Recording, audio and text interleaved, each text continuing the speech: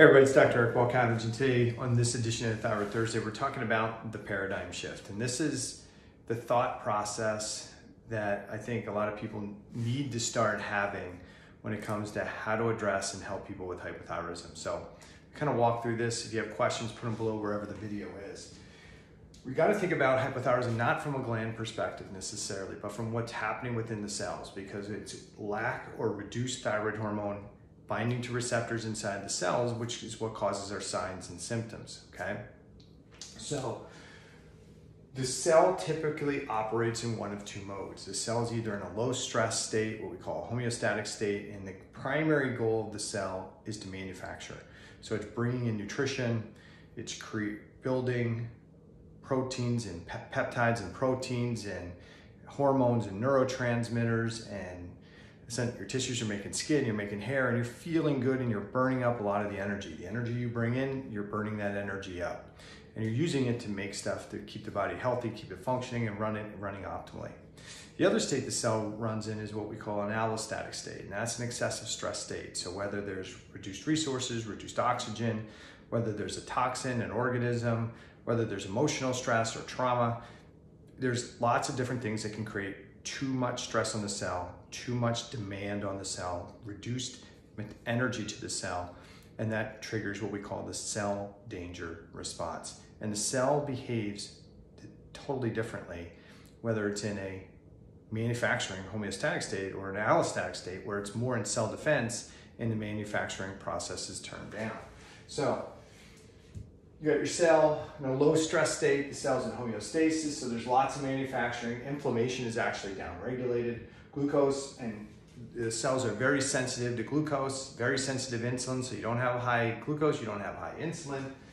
The cells are able to burn fat as a fuel because the mitochondria is cranking out at high output, and there's plenty of T3 inside the cell, and you're not going to feel tired and fatigued and hypothyroid, okay? You're not going to have dry skin, you're not going to have constipation, you're not going to have all that symptomatology. But when a cell starts to perceive excessive stress, and it now has to shift its function. So instead of manufacturing things, it's going to slow down the metabolism and look for whatever's causing the threat, the danger, whatever that danger signal is. And so in an allostatic state, we see decreased manufacturing, because we make less amino acids into peptides and proteins, neurotransmitter production, sex hormone regulation goes down. We see an increase in inflammation, and we all think inflammation is bad, but actually inflammation is a protective mechanism.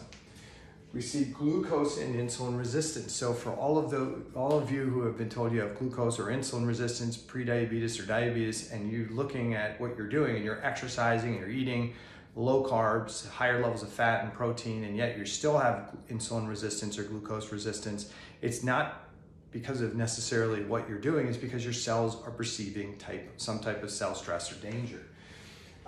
There's reduced fat burning, so you're not going to burn fat as a fuel. So you're going to hold on to fat. You're going to primarily burn glucose and carbohydrates as a fuel source. And part of this whole allostatic process is the downregulation of thyroid metabolism inside the cell, reduce T3 inside the cell. Why? Because T3 increases the manufacturing process. High levels of T3 inside the cell turn down the immune defense inflammatory processes.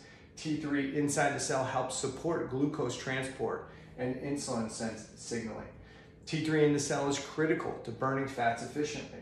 So when there is a cell stress, cell danger response, the cells, instead of converting T4 into T3, there's a favoring of converting the T4 into something called reverse T3, and T3 into something called T2. Now, there's a whole nother discussion. I've got other videos on the impact of T2. There's different forms of T2. Some of it is functional. Some of the other metabolites of thyroid hormone are functional, but from a simplistic standpoint, when there is homeostasis, there's higher conversion of T4 to T3 in most of the cells. And when there's excessive cell stress in the cells, in tissues, in the body in general, there's a general downregulation of T4 to T3 and a lower metabolism. Again, an adaptive response based my opinion, my hypothesis, and what I've read in all the literature, is what I talk about in the book that I wrote with Dr. Kelly Halderman, The Thyroid Debacle. So when this allostatic state occurs, then in all of this, manufacturing starts going down, inflammation goes up, glucose and insulin resistance occurs. What starts to happen? Well, inflammation then starts to trigger and activate the immune system. And the immune system then can trigger, very simply, that can trigger the initiation of thyroiditis, which is the inflammation of the gland. Now, whether you call it thyroiditis or Hashimoto's thyroiditis, I don't think it really matters. I think it's all the same thing. It's just whether you're Th1, Th2 dominant, whether you're making antibodies or not, but there still can be thyroiditis going on. Once you have the activation of thyroiditis, you get decreased thyroid gland production, and you can actually go through episodes where there's destruction of the gland, you get lots of thyroid hormone dumped out of the system, and then periods of time where there's a lull and there's reduced thyroid hormone being dumped into the bloodstream. So because there's thyroid gland production, there's decreased T4, and the thyroid gland does produce some T3, so there's also a reduction in T3 there. There's also a general reduction of T3 in the body because most of the T3 is converted in the peripheral cells, some in the liver, some in the kidneys, some in the GI tract, but some in all the other tissues that have deiodinase 2. So most of that T3 is going to start to become downregulated because inflammation activates another hormone that's called deiodinase 3. And deiodinase 3 is the hormone that converts or deactivates T4 to reverse T3, deactivates T3 to T2. So now what we have is the gland making less thyroid hormone. We already had a cellular hypothyroid state. So this is why you could start having hypothyroid signs and symptoms even before anybody detects anything going on with the gland. We had the tissue hypothyroidism going on. Now we have the gland being damaged, and now we have even less hormone being available, which to some degree is an adaptive response. But now we also have less T4 in the system. So not only do we have the cells not converting to T4 to T3, but we also have less T4 entering the bloodstream. And now we can start to head into a full-on glandular and tissue hypothyroid state. Here, we were just having an inflammatory-induced tissue hypothyroidism, but now we've got a global hypothyroidism because there's just not enough thyroid hormone in the system. Other things that come on is that when you have this glucose and insulin resistant, you increase the size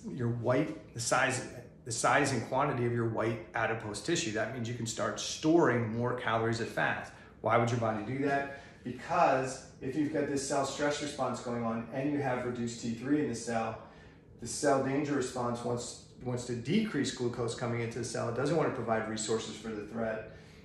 T3 is needed to help with that glucose transport. So because there's this cell stress going on and because there's decreased T3, glucose is having a harder time getting in the cell, even with the help of insulin.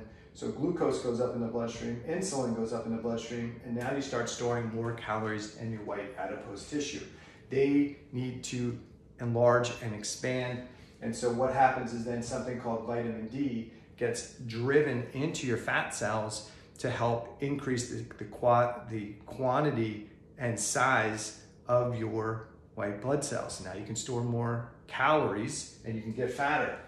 This is why a lot of people, when they get their 25-OHD tested, it's low. They're not truly vitamin D deficient. It's just going into their fat cells to try and make more room in this inflammatory situation to store more calories.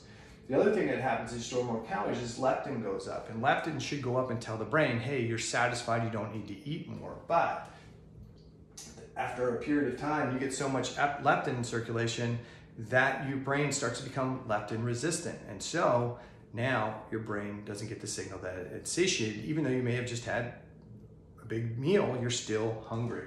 As leptin goes up, it starts increasing inflammation. That inflammation makes the conversion of T4 to T3 worse.